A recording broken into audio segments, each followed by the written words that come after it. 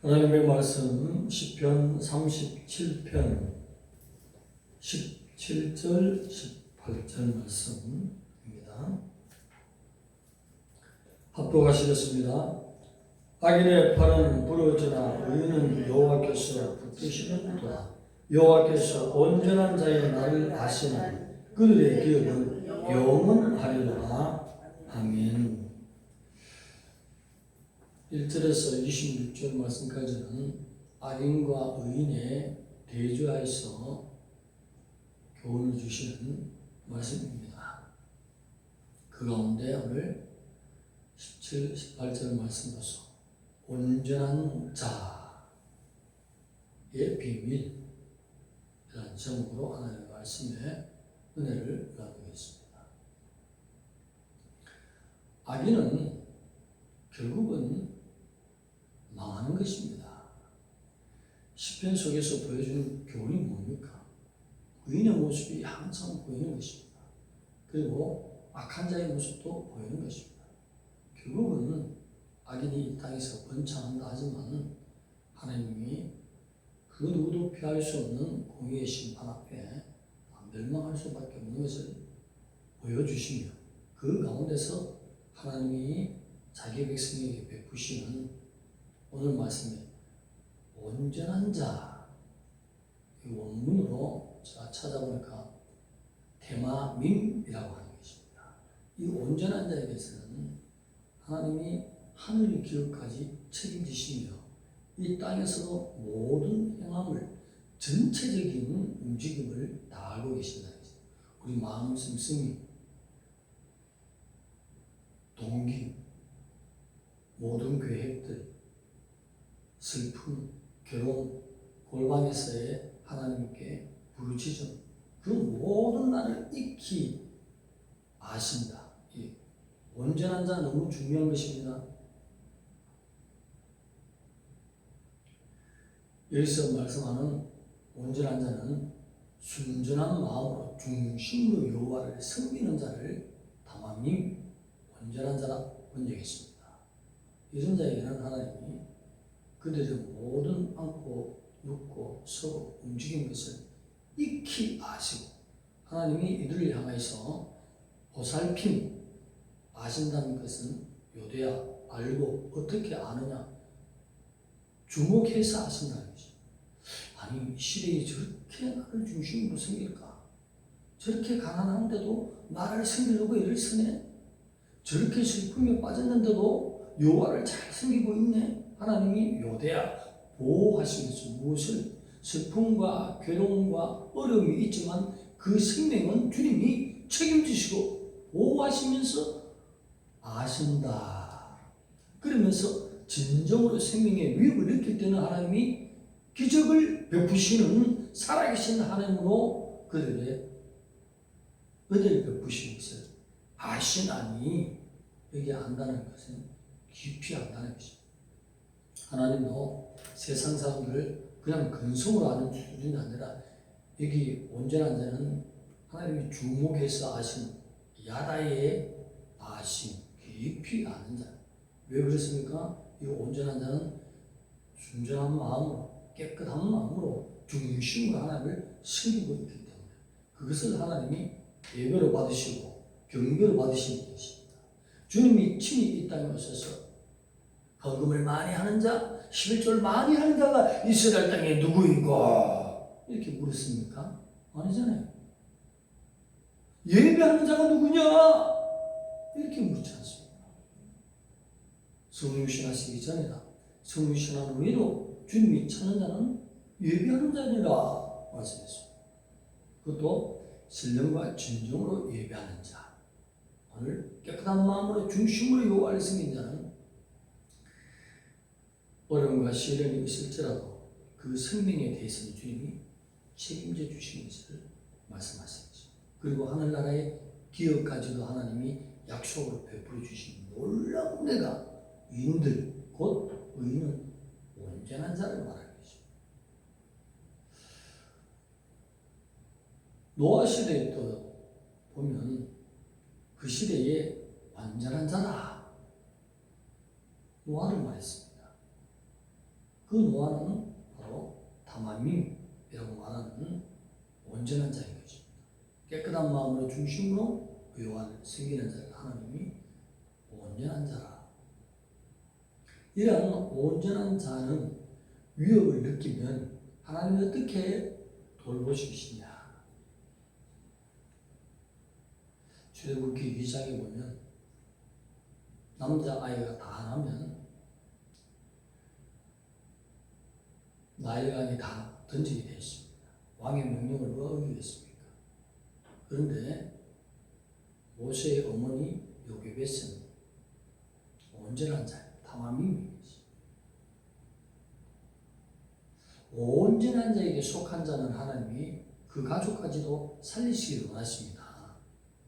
노아의 가족을 하나님이 책임지고 살렸습니다. 노아의 가족을 살리지 않으면 노아가 너무 슬프거든요. 하나님 마음으로 드는 자가 중심으로 여호와를 섬기는 자, 그에게 속한 자가 구원받지 못하면 노아의 마음이 슬프면 하나님도 마음이 슬프다는 거죠. 이 아이를 어디다가 버렸습니까? 갈대 산자에 담아서 나일강에 던졌더니 그 갈대 숲에 물속에서 걸려서 잠시 머물러 있을 동안에 하나님이 즉시로 파라오의 딸 공주를 나일강에 목욕하러 보내지 않습니다.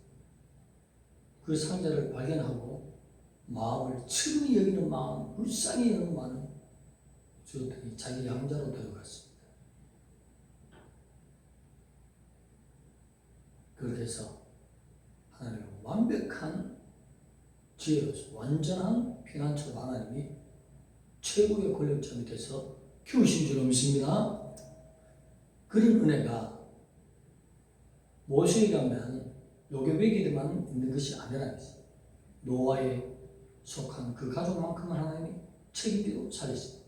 신학적인 의미도 예수 그리스도를 바로 믿으면 중심으로 깨끗한 마음으로 다마밈만 되면 네 가족까지도 살리리라 말씀 있어요 없어요? 그런데 한 사람이 얼마나 중요한지를 오늘 18절 말씀에서 핵심적으로 보여주신 것이죠. 여기 온전한 자는 하나님 앞에 온전한 자가 누가 있겠습니까? 아담 이후로는 한 명도 없다는 것이 성경의 가르침입니다. 신학적으로 말하면 예수 그리스도의 보혈의 공로를 입은 자를 구원의 입장에서 하나님이 선포하시는 그 말씀이 다마밈인 것입니다. 구약적으로는 구원을 받은 자는 어린 양으로 날마다는 되지 않더라도 제사 드린 자이겠습니다. 아브라함이 위치를 옮길 때마다 무엇을 드렸습니까? 제사 드리지 않습니까? 양을 잡아서 아버지 앞에 드리지 않습니까? 하나님 이 땅에서도 내가 다마밈으로 온전한 자로 주의 구원의 은혜 가운데 살 수 있도록 하나님 은혜 입혀 주시옵소서 양을 드리는 것입니다. 온전한 자는 하나님이 그 생명을 하나님을 진실로 순전한 마음으로 중심으로 섬기는 자에게는 하나님께서 위험한 상황에서도 항상 그 생명만큼은 지켜주시는 은혜가 또 엘리야의 시대에 3년 반 동안 기근이 가뭄이 있을 때에 이스라엘 땅에는 온전한 자가 보이지 않았습니다. 그러니 이스라엘 밖에 있는 시돈 땅에 사렙다 과부를 하나님이 보시고 엘리야를 보내서 기적을 베풀어 주시니 통에 가루가 닿지 않고 기름병에 기름이 닿지 않도록 비가 내리기 시작한 날까지 하나님이 기적을 베풀어 주셨더라. 온전한 자는요 책임지고 이 시대에 하나님이 또 들림의 대상이 되는 것입니다. 온달 목사가 볼 때에 하나님의 약속의 차원에서 언약의 차원에서 살펴보면 구약에도 들림받을 백성이 이런 자는 들림받겠네 눈에 쏙쏙 들더라고요. 온전한 자의 뜻이 뭐죠? 신학적으로 말하면 어린 양의 피의 공로를 입은 자를 하나님의 입장에서 구원을 선언하는, 선포하는 약속의 말씀인 것입니다. 이렇게 어느 시대든지 하나님은 온전한 자를 찾고 있습니다. 사마리아 땅에 주님이 가셨습니다.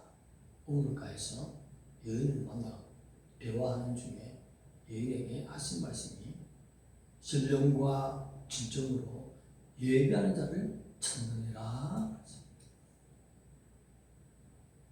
예배를 못 드리기 때문에, 연락이 되지 않기 때문에 온전한 자가 되지 않는다는 사실을 우리는 기억해야 될 줄 믿습니다. 온전한 자, 너무 중요한 말씀입니다. 시편 37편 전체가 악인과 의인에 대한 대조의 말씀이 주류를 이루고 있는데, 그 가운데서 온전한 자만 되어봐라. 어디까지? 아시나니, 요대아, 그리고 야다, 보호함과 보살핌과 하나님의 주목함이 너희에게 있다는 것입니다. 그런 아심으로 살펴보겠다는 것입니다. 그래서 진실로 어렵고 힘든 가운데는 하나님이 언제든지 기적을 베풀어 주십니다. 선지자 종으로서의 온전한 자는 많은 종들이 있었죠. 거짓 선지자도 있었지만 오늘 말씀드린 엘리야는 절대로 하나님이 책임져 주십니다. 능력을 책임져 주십니다. 기적을 책임져 주십니다. 어느 누구한테 가도 본인도 살고 상대방도 살 수 있도록 그 은혜를 베풀어 주신 기적의 통로, 하나님의 능력의 통로로 쓴 걸 봤습니다. 그래서 앞에서 있는 우리 온달 목사가 하나님 언제까지 온달 수준에 있겠습니까? 제발 앞서간 선지자를 따라갈 수 있도록 노력하는 자가 되게 하여 주시옵소서. 성도들 중에는 노아처럼 살게 해주시옵소서. 이렇게 간구해 주세요. 그러면 축복하는 자에게 축복이 가는 것입니다. 이것이 교회 내에서 먼저 그 나라와 그를 구하는 하나님의 방법 중에 하나예요. 하나님은 교회와 자기 앞선 종과 그 다음에 성도에게 축복이 내려가는 것이 민수기에 나오지 않습니까? 네가 축복하라. 그러면 그 축복이 내려간다 했잖아요.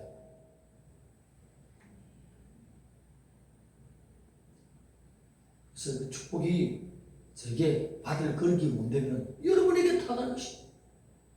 그리고 여러분도 기도한 것이 또 나와 우리 자손들에게 다 해당되는 축복으로 돌아가는 것입니다. 이것이 하나님의 기도의 원리인 것입니다. 기도할 때는 십자가선 교회와 종들을 위해서 많이 기도하고 본인에게 온다는 사실을 알고 그 다음에 나에게 필요한 것 구하면 하나님이 기뻐하시는 것이 기도의 순수한 사실입니다. 하나님 알아가고 하나님 믿어가는 방법에서 하나님이 요구하는 사항을 먼저 알고 하면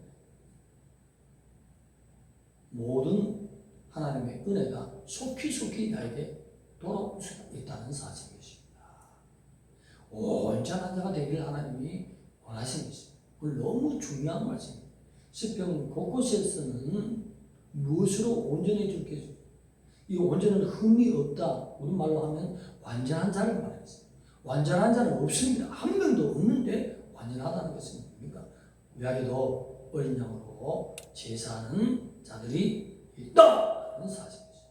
오늘날도 예배하는데 십자가에 보혈을 흘리신 그 주님 말씀을 듣고 아멘한 자가 있다는 것입니다. 목사의 설교 얼마나 잘하는지 오늘 재밌는 이야기를 끝내주는 말 발음 하나도 안 틀리고 참 하는 거 너무 멋있다. 재밌는 얘기다. 아멘이다. 노멘이요 그것은. 오늘 십자가에 흘리신 보혈 구약의 어린 양의 제사를 말하는 것이 예배인 것입니다. 할렐루야. 예배가 무엇인지를 알아야 하나님의 예배를 받는. 노아도 아브라함도 앞서간 선지자도 모두가 구약에는 제사드리지 않습니까? 양의 피를 가지고 덮개에 뿌리기 위해서 양 한 마리를 잡는 것이 바로 온전한 자의 삶인 것입니다. 다윗은 그 제사제도의 의미와 그 완전한 은혜를 알고 있다는 것입니다. 이것이 우리의 삶의 예배가 되는 것입니다.